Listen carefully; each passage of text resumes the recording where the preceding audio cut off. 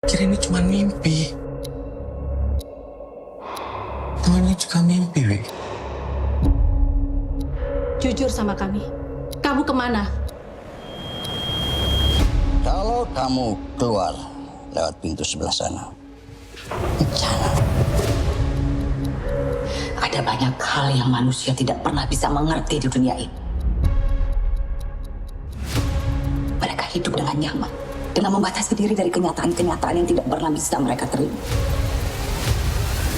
Seharusnya saya bisa menghentikan. Menghentikan apa?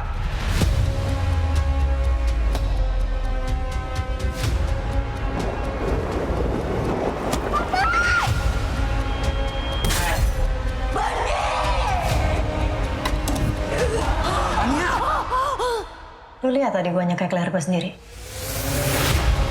Saya bekerja untuk seseorang yang diberi petunjuk. Dia tahu banyak rahasia. Dan kami butuh orang-orang seperti kami.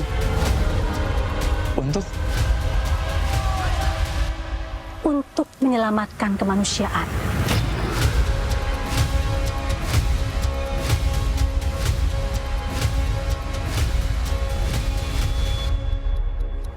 Lalu kalian apa? Rantai tertinggi dari piramida makanan.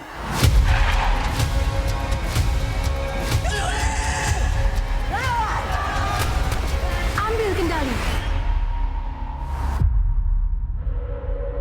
Kali ini saya sudah bersama dengan produser, sutradara, dan juga cast dari serial terbaru, yakni science fiction dan supernatural series yang berjudul Joko Anwar's Nightmares and Daydream. Pertama-tama selamat dulu untuk teman-teman semua. Terima kasih. Yang tayang mulai 14 Juni 2024. Nah ini kan langsung tayang 7 episode. Ini menjadi science fiction supernatural series pertama di Indonesia kan. Betul. Nah kalau saya lihat juga di 7 episode ini, alurnya, kemudian latar tempat tentu pasti berbeda-beda, dan juga latar waktu. Ini ada yang tahun 70-an, ada yang tahun 2024, ini menarik banget, dan setiap episode ini berbeda-beda. Tapi yang jadi pertanyaan, ini judulnya, kenapa sih Mas Joko judulnya ini Joko Anwar's Nightmares and Daydream? Apakah kumpulan pengalaman mimpi buruk Mas Jokan atau kayak gimana? Boleh ceritain?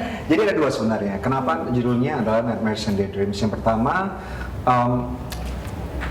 ada kaitannya sama kunci dari semua cerita ini. Adalah 7 episode yang saling interconnected, dan kuncinya itu adalah sebenarnya berhubungan dengan nightmares gitu. Yang kedua, cara kita untuk menampilkan series ini dari setiap episode dimulai dari sesuatu yang sangat realita, kehidupan sehari-hari, isu keluarga, sosial, cinta, ekonomi, dan sebagainya. Kita semua paham itu terjadi di lingkungan kita, bahkan di rumah kita sendiri. Tapi lama-kelamaan akan dibawa ke sebuah dunia yang belum pernah kita bayangkan sebelumnya. Sama halnya seperti orang pergi ke kamar untuk malam hari untuk tidur. Bisa yang dialami nightmare, sesuatu yang mengerikan, atau daydreams. Gitu. Oke, jadi ini ada keterkaitan antara realita dengan hal-hal yang supernatural. Betul, Gitu ya. ya. Nah ini kan ada 65 cast, kemudian juga setiap episode beda-beda ceritanya, tadi latar waktunya pun berbeda-beda. Nah ini berarti ya persiapannya seperti apa, dan sebenarnya apa sih yang disampaikan dari series ini? Persiapannya, kita pada saat mengerjakan series ini 7 episode, kita kerjakan per episode. Satu episode kita kerjakan, setelah selesai baru kita move ke episode yang berikutnya. Lumayan challenging ya. Selama 2 tahun ya?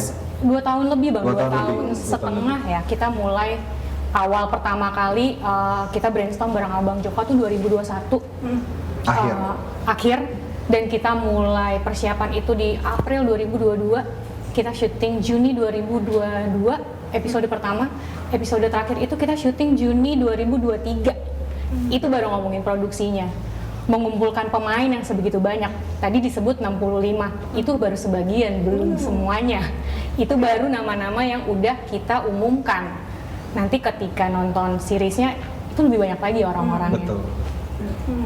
Challenge tapi menyenangkan, mengumpulkan semua orang-orang ini, talenta-talenta yang luar biasa ini bisa bergabung di sebuah satu series Joko Anwar's Nightmares and Daydreams. Di episode kedua ini ada Mbak Ita sama abang sama abang sama-samanya. Nah, ini pengen tahu sih Mas Yoga, apa sih sebenarnya pesan yang disampaikan dari episode 2 di Orphan ini? Karena kan kalau kita lihat endingnya tuh kayak, nih gimana nih jadinya gitu. Yang adegan terakhir yang tiba-tiba di rumah itu tiba-tiba, nah ada flash. Ini lebih ke karakternya atau memang secara keseluruhan cerita buat saya ya? Iya. Buat saya mungkin ini kan tentang keluarga. Di sini ada kuat dengan keinginan keserakahan gitu. Jadi mungkin apa ya? Kalau di episode 2 ini bagi saya kayak keserakahan hanya akan membawa ke gerbang kehancuran. Mungkin itu. Oke, nah ini istrinya. Baik Pak, kan Kanirina ini kan biasa kita udah tahu sepak terjang Kanirina seperti apa. Pasti untuk menyelami sebuah karakter juga prosesnya berbeda-beda untuk masing-masing karakter kan. Tapi ada nggak sih kejadian atau cerita yang seru waktu dibalik pembuatan episode 2 di Orphan ini? Nah kayaknya banyak nih, masalahnya lokasi ya. Yang pasti lokasinya aja udah luar biasa.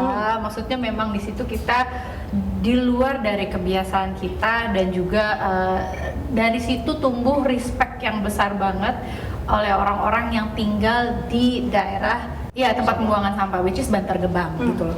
Maksudnya tempat lokasi kita itu memang benar-benar ada yang tinggal di situ juga gitu. Jadi cerita lucunya adalah jadi di lokasi syuting tuh dibuatkan sebuah rumah memang buat kita syuting gitu kan.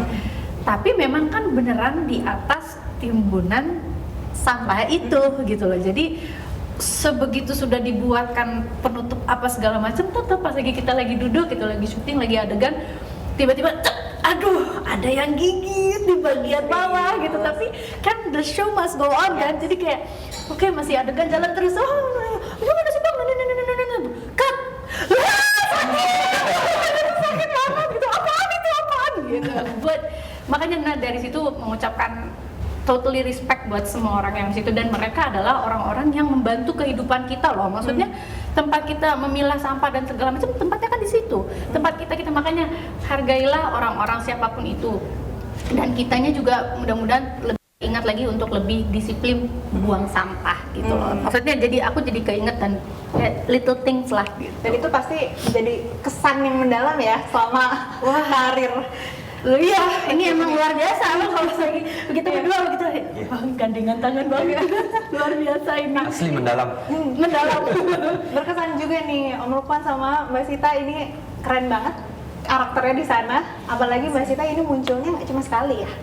Jadi ada di 2 episode gitu. Nah, tantangannya nih untuk Mas Lukman dan Mbak Sita ini memerankan karakter di series ini apa? Apalagi ada adegannya Mas Lukman ini yang kayaknya yang nonton juga pada gitu. Gimana nih tantangannya?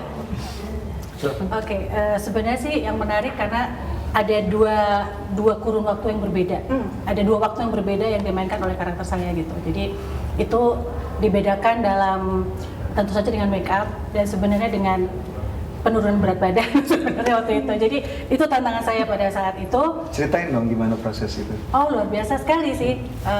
Jadi syutingnya memang ada jangka waktu yang panjang.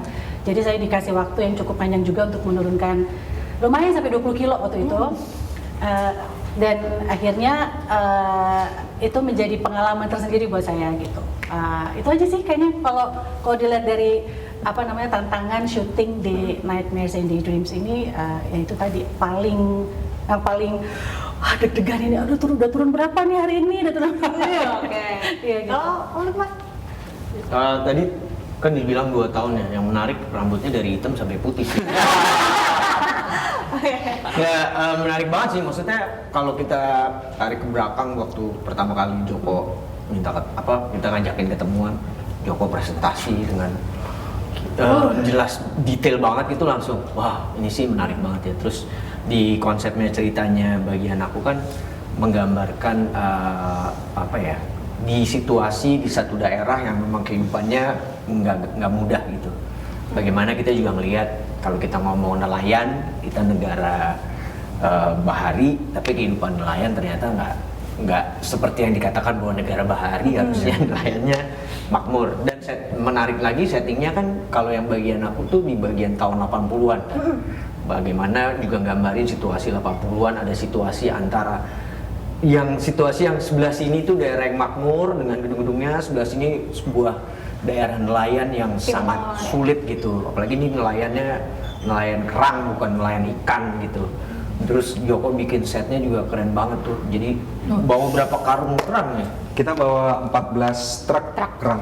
Iya, jadi satu area itu ditaruhin kerang semua karena based on reality kalau nelayan kerang, perkampungan nelayan kerang tuh memang udah jalanannya tuh kulit kerang semua dan panas banget sih waktu itu ya. Terus menarik tuh di kulitnya juga untuk secara makeup harus dihitemin pakai foam. Kalau dulu sekarang teknologi pakai foam.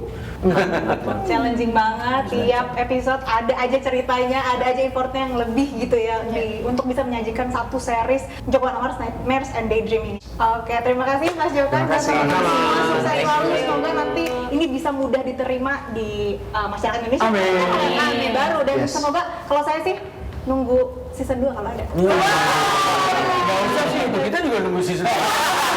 Siap dipanggil lagi. Terima kasih semuanya, sukses selalu. Terima kasih.